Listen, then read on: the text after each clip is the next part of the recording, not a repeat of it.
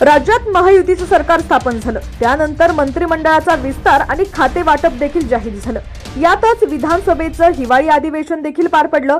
मात्र सरकार स्थापन होऊन आज जवळपास 18 दिवस झालेले आहेत, तरीही अद्याप लाडकी बहीण योजनेचा डिसेंबरचा हप्ता महिलांना मिळालेला नाही। त्यामुळे लाडक्या बहिणींना डिसेंबरचा हप्ता कधी मिळणार याबाबत आता राज्यभरातून प्रश्न विचारले जात आहेत। या पार्श्वभूमीवरच आज मुख्यमंत्री देवेंद्र फडणवीस यांनी माध्यमांशी बोलताना याबाबत मोठं भाष्य केलंय। काय म्हणाले पाहूया। त्याआधी तुम्ही HPN मराठी न्यूज चॅनल पहिल्यांदाच पाहत असाल आणि अजूनही चॅनलला सबस्क्राइब केलं नसेल तर नक्की सबस्क्राइब करा, जेणेकरून आमचे अपडेट्स लवकरात लवकर तुमच्यापर्यंत पोहोचतील। लाडकी बहीण योजनेचा डिसेंबरचा हप्ता कधी मिळणार असा प्रश्न मुख्यमंत्री देवेंद्र फडणवीस यांना पत्रकार परिषदेत विचारण्यात आला।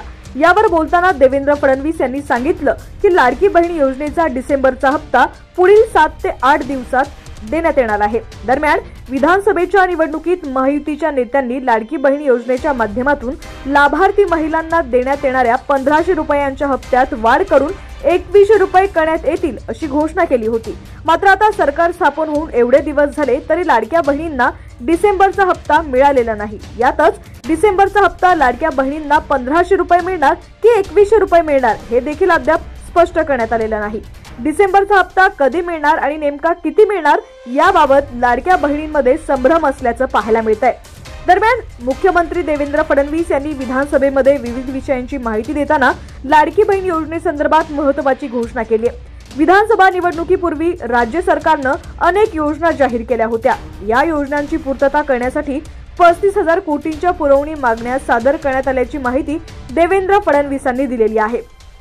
तसंच मुख्यमंत्री माझी लाडकी बहीण योजनेसाठी 1400 कोटी रुपयांच्या निधीची तरतूद करण्यात आली असल्याची माहिती मुख्यमंत्री देवेंद्र फडणवीस यांनी सभागृहात दिली होती।